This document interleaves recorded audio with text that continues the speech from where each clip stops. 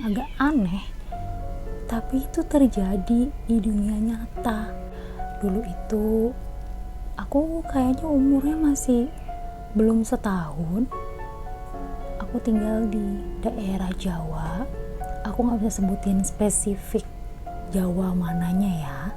Yang jelas dulu aku sempat tinggal di sana dan ikut pindah-pindah tergantung kakung aku atau kakek aku itu tugas atau dinas.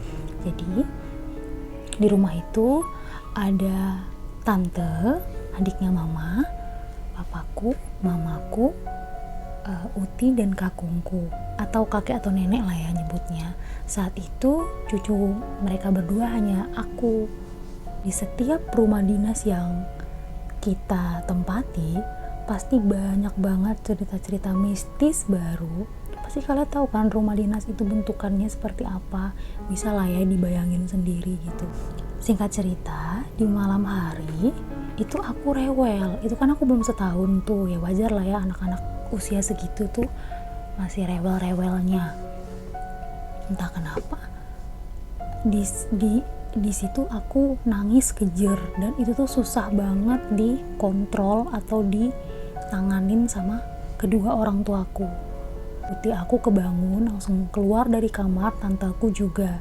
Nah, beda halnya dengan kakung aku, karena kakungku tuh kebetulan seneng yang masih patroli gitu, keluar dari rumah dinas ngecek-ngecek, terus ya nonton TV di jam-jam 1, jam 2an, jam-jam rawan.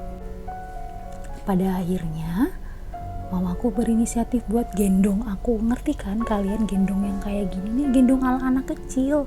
Karena dulu tuh aku kan masih kecil tuh, dipupuk gak bisa, dikasih susu gak mau, dikasih mainan favorit aku juga gak mau. Aku tetap nangis kejar karena papaku takut tetangga keganggu. Ya akhirnya sama papaku aku bener-bener disuruh di kamar aja sama mama, jangan keluar-keluar dulu karena kalau keluar suaranya akan makin kedengeran.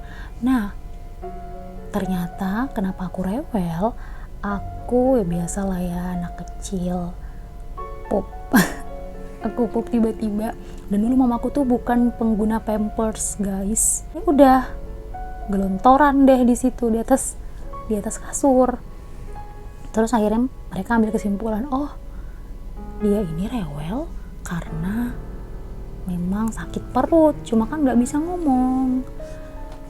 Ya udah, akhirnya dibawalah ke kamar mandi, dibersihkan, kasur juga dieksekusi, langsung dikucek sama papa saat itu. Nah, kembali lagi aku ke kamar, digendong sama mama. Tante aku bagian nyemprot-nyemprotin biar wangi, walaupun udah dibersihin ya tetap harus disemprot lagi gitu. Nah, di kamar itu ada ventilasi model kebanyakan aja yang seret gitu. Di situ aku kejer banget karena ngelihat ada sosok mata merah bener-bener ngelihat ke arah aku. Bayangin gak sih kalian segimana aku harus ngapain nih? Akhirnya aku nangis kejar lagi, terus mama aku pikir apa anak ini belum beres kali pupnya. Dibawa lagi lah ke kamar mandi. Nah, sama mama ternyata bilang sabunnya di kamar mandi itu yang tadi buat itulah ngebersihin aku tuh tumpah.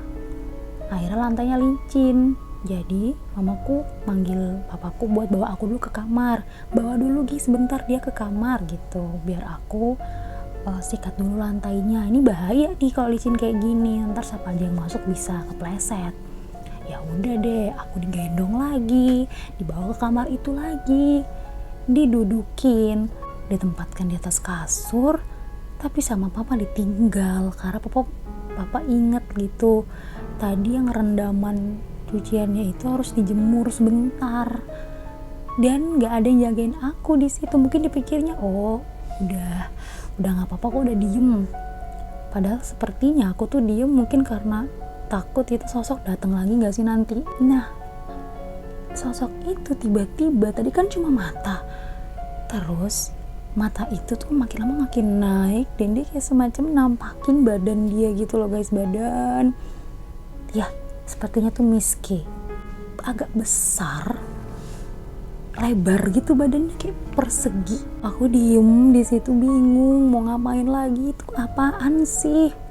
Sampai puncaknya dari ventilasi yang garis-garis itu, kalian pernah lihat orang giling adonan gak sih guys, yang untuk bikin mie gitu, giling, ada alat giling gitu kan. Jadi si Miskenya itu bener-bener di pandangan aku, dia tuh seperti ini nih garis-garis, seret, badan dia bener-bener kegiling-giling gitu, karena kan itu posisinya ventilasinya garis-garis. Otomatis ya kedatangan dia nggak bisa yang secara gamblang, nggak bisa, harus dengan proses seperti ini dulu. Langsung itu kayak ada asap-asap apa gimana, dateng masuk ke kamar, aku langsung nangis, dan itu lebih kenceng lagi nangisnya. Akhirnya uti aku dateng, terus uti aku nggak lihat apa yang aku lihat. Uti aku cuma sadar, oh ada kepulan asap. Uti aku teriak, ngomong ke kakung, ini gimana, itu ada asap, ada apa di sini.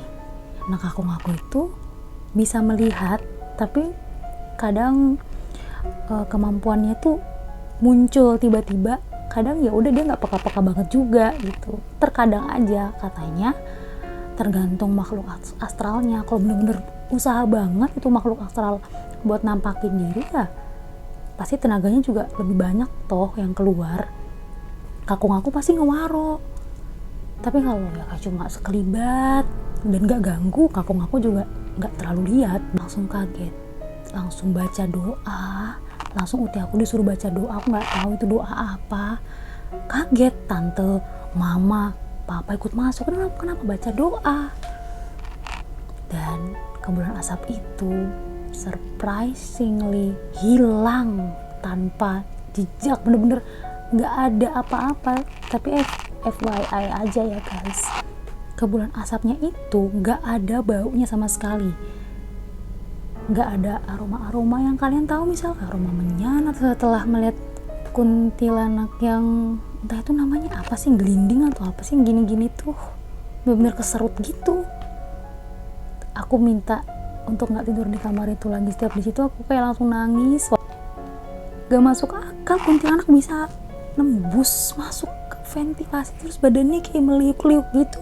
Tapi ternyata cuma aku dan kakungku yang bisa lihat, dan yang lain itu cuma ngehnya karena asap itu aja, kepulan asap itu aja. Jadi ada kakungku itu benar-benar energinya besar banget, sampai dia bahkan yang nggak peka sekalipun kayak uti, mamaku, papaku, tanteku itu juga bisa lihat kepulan asap itu. Dan setahu kakungku juga di sini dulu pernah ada semacam insiden, dengar-dengar dari tetangga gitu, ada yang pernah bunuh diri, wanita Belanda.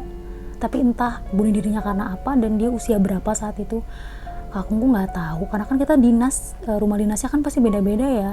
Nanti ditempatkan di sini rumah dinasnya beda. Ya pastinya nggak yang menelusuri banget cerita di situ sih tentang rumah itu sih. Kalau kalian mau tahu ceritaku yang lain, cerita hororku yang lain, tentunya di rumah dinas kakungku yang gak cuma 1, 2, atau 3 kita ditempatkan di situ, dan dengan makhluk astral yang beda-beda guys. Sampai ketemu di cerita horor berikutnya ya.